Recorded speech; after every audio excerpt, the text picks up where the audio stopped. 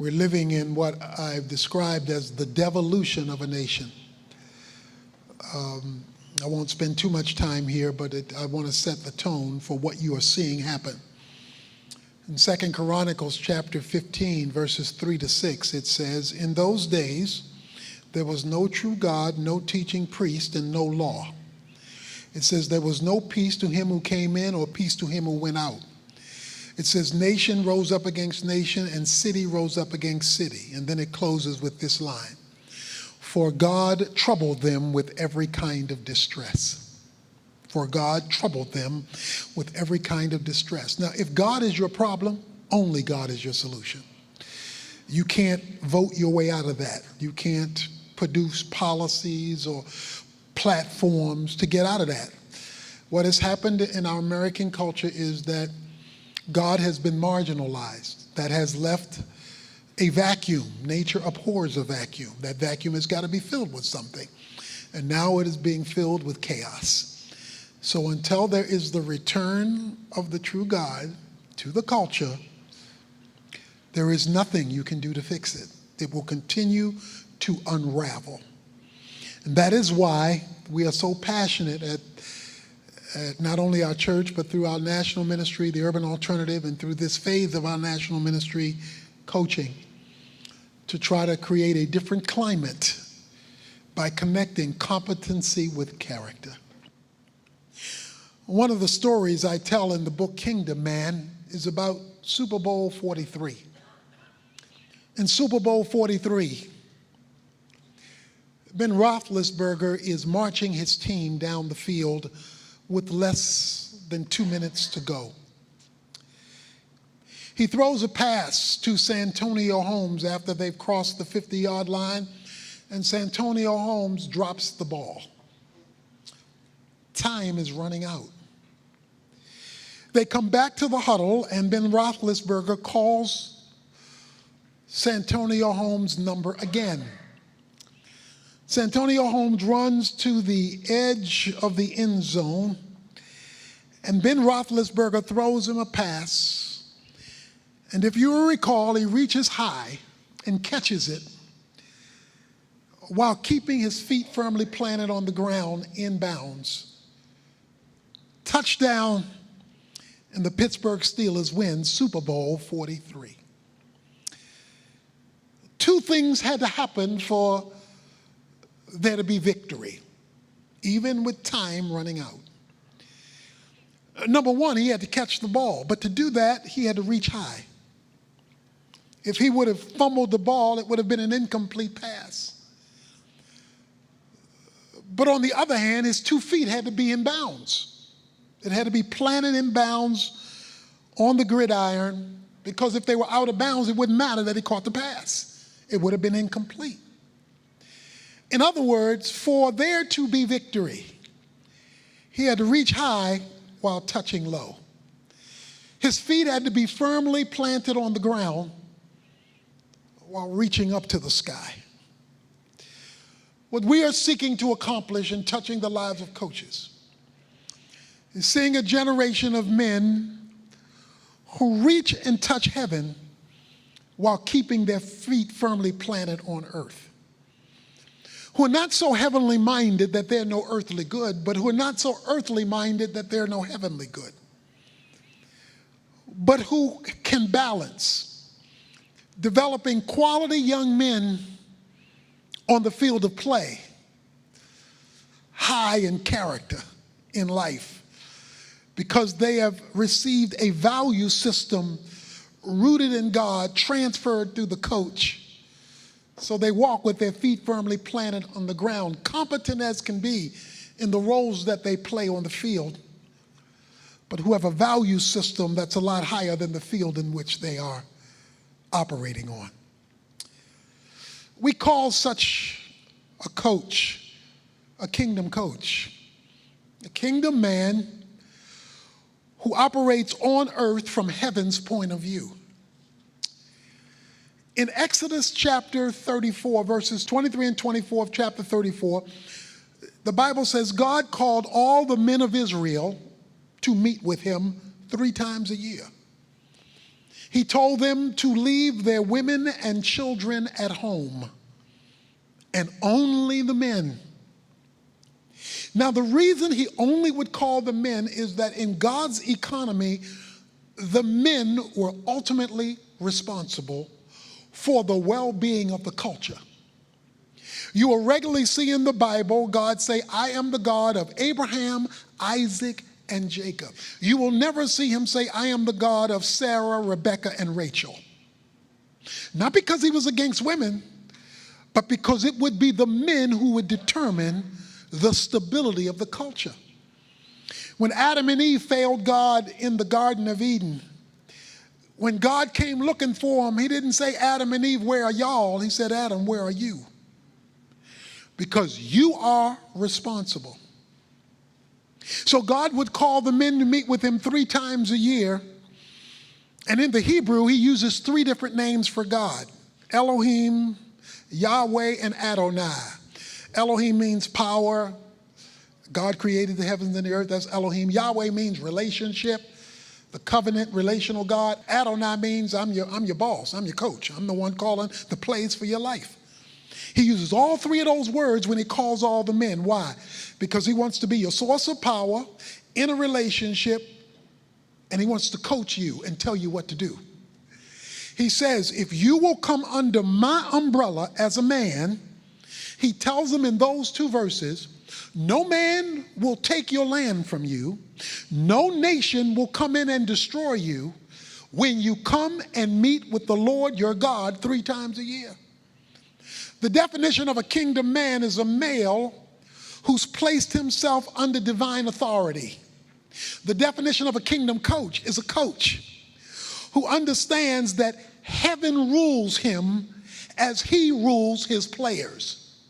And when he comes under divine authority, spiritually, and works that out professionally, he then becomes covered by heaven as he does his work on earth. But the challenge today in our world is God has always had trouble finding men. He has not had trouble finding males. He has trouble finding men.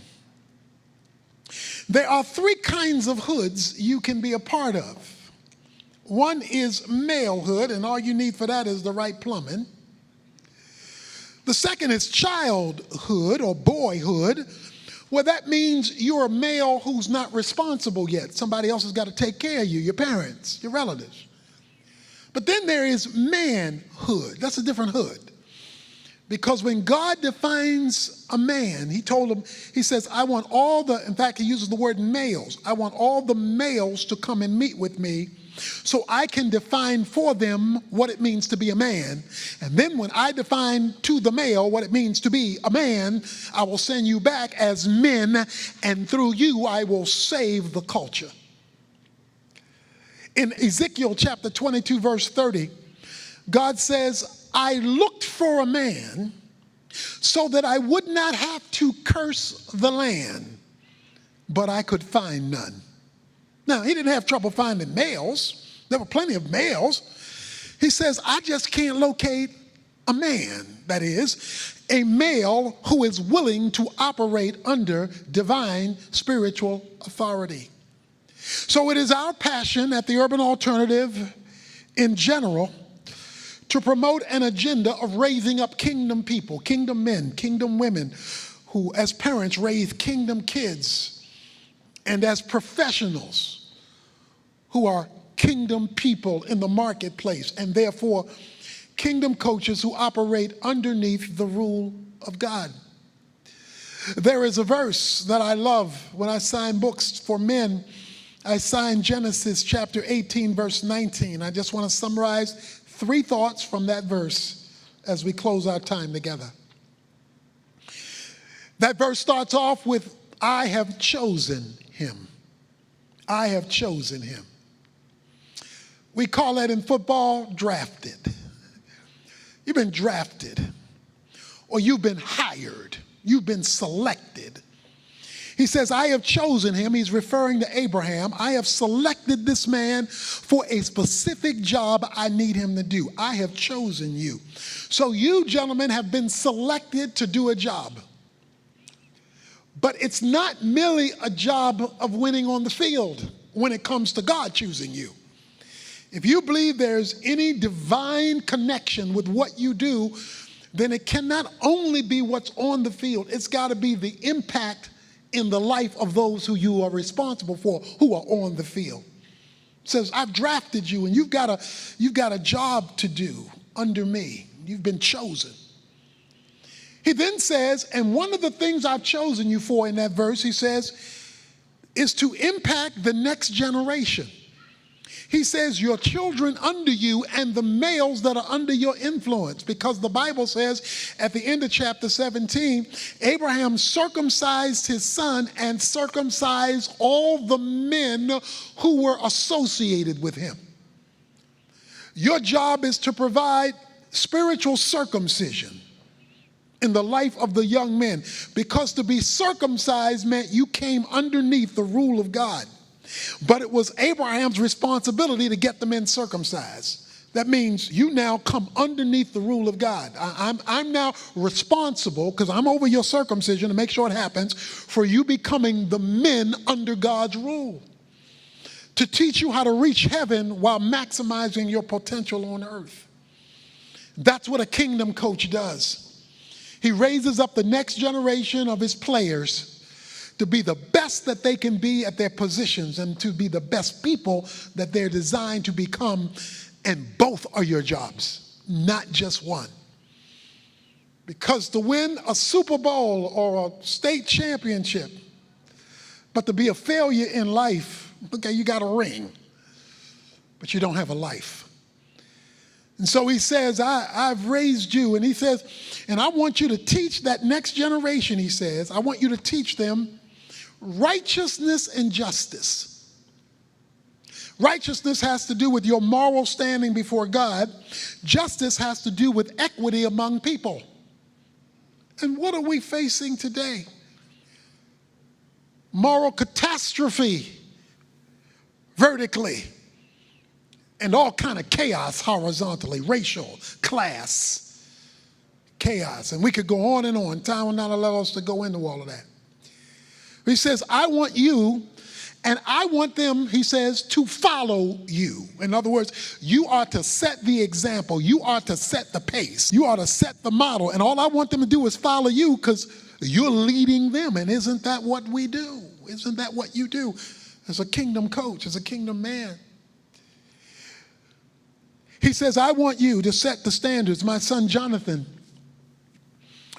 who helped put on this conference and played for Baylor under Coach Steele, and then had a short stint in the NFL as a fullback. When he was 11 years old, he came to me at the church and he said, Dad, come on, I want to show you something. I said, what? He said, you got to come see. So I followed him over. He took me to the church gym. Over at the church gym, he said, I want you to see me dunk the ball. He's like 11 years old. He's like this high. I said, dunk what? I want you to see me dunk the ball. I said, okay, this I got to see. He dribbles the ball. He runs. He jumps. Boom. 11 years old, this high. He dunks the ball. Now, before you get too impressed, he got the custodian to lower the rim. So a 10-foot rim was now a 6-foot rim. And he dunked the ball. So what I had to do was raise the rim and tell him the goal is not to bring the standard down to you, but to keep the standard high and to grow you up to reach the standard. What we need today are coaches who don't lower the standard, but who keep the standard high and who raise a generation up to dunk at the right standard, to score at the right standard, to maximize themselves at the right standard. He then gives them a third thing. He says at the end of that verse, that I might bring upon Abraham what I promised him. He closes by saying, that I might bring upon Abraham that which I promised him. Well, exactly what did he promise Abraham? The context of Genesis 18:19 was Sodom and Gomorrah. That verse is found in the context of Sodom and Gomorrah, a nation, twin nations that were getting ready to be judged. That was the context. They were being judged due to violence. They were being judged due to inequity. They were being judged due to lifestyles. So all of those were the reasons, and God says, I'm not going to take this anymore, and I'm going to judge those two nations. But he tells Abraham, he says, now, if you do your job right, I will bring upon you what I promised. Well, to know what he promised, you got to go back one verse. God told Abraham, I'm going to make you a great nation. He says, I'm going to promise you, if I can get your undivided attention, not only will you be great, but your nation will be great. So in a context of decadence, in a context of devolution, in a context of decline, he says, but you are going to be great. And I'm going to make that which is under your influence great too, on a national scale.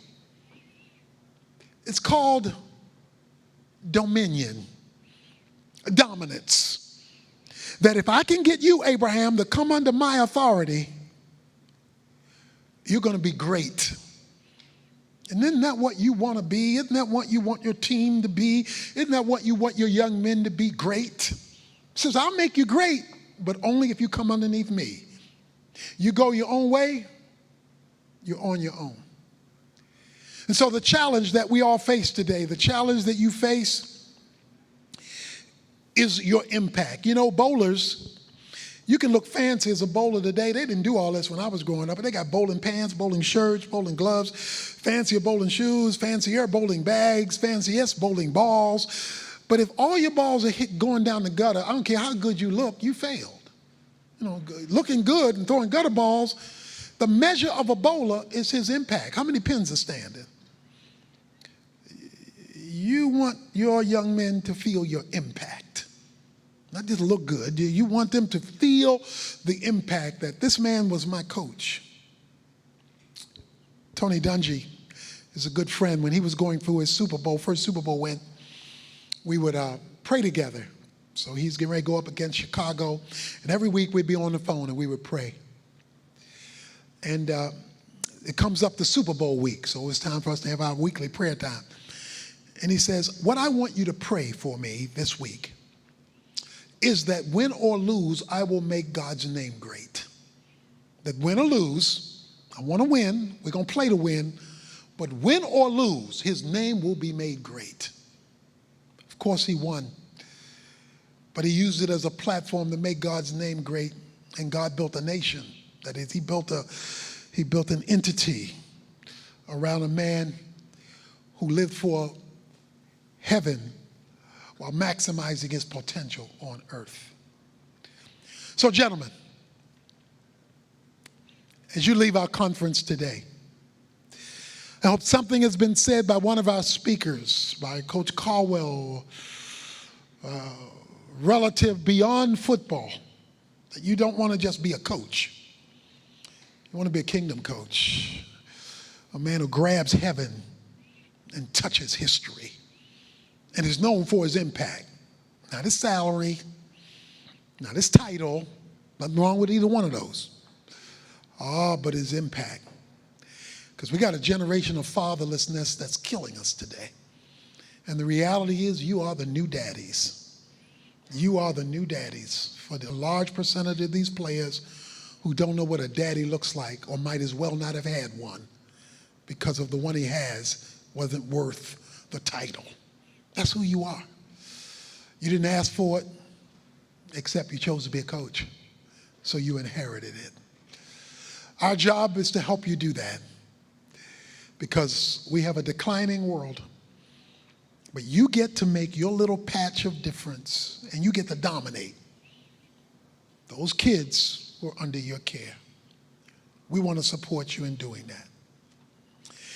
In closing, his name was Thomas Anderson, AKA Neo. The movie was called The Matrix. Thomas Anderson is a computer programmer. part-time computer hacker. But through a set of circumstances, Thomas Anderson gets whisked away to a computer-generated reality called the Matrix. In this world back here, he runs into a man named Morpheus. Morpheus describes for him the conflict in the world in which he is living. He says there is this community called Zion that's being attacked by machines. Behind that, there's this computer-generated reality called the Matrix. And he looks at Thomas Anderson and says to him, "We have been waiting for you. We've been looking for you. Because, Neo, you are the one. You are the one to bring us out of this morass. You are the one to give victory where it looks like we're surely going to be defeated. We've been counting on finding you." And then he says, "Neo, I have given you a summary of why you're here. There is a new love here. Her name is Trinity. A new community here. It's Zion. There are new powers here. And in my left hand, here's a blue pill. You take this blue pill, you can go back home to your plain old ordinary life. You'll wake up tomorrow morning and just think you were dreaming. And we'll just pretend none of this ever happened." He said, "But in this hand is a red pill. You take this red pill, and you're going to be in for the ride of your life. You're going to discover a life and a world you never dreamt possible if you take the red pill." We're getting ready to close. So, gentlemen, I offer you two pills. You can go home with this red pill and go back to your plain old ordinary life. Do your plain old ordinary thing, the plain old ordinary way, and you'll say, "Well, I'm glad I went to the conference and I got some X's and O's here and there, and okay." Well, you can take this red pill and you can get the ride of your life. When as a kingdom man and a kingdom coach, you reach heaven and grab history and change the destiny of a generation of men who are desperate for a father. Morpheus closed his discussion with Thomas Anderson, aka Neo, as he took the red pill and as he swallowed it. He then looked at Neo and said, "Welcome to the real world.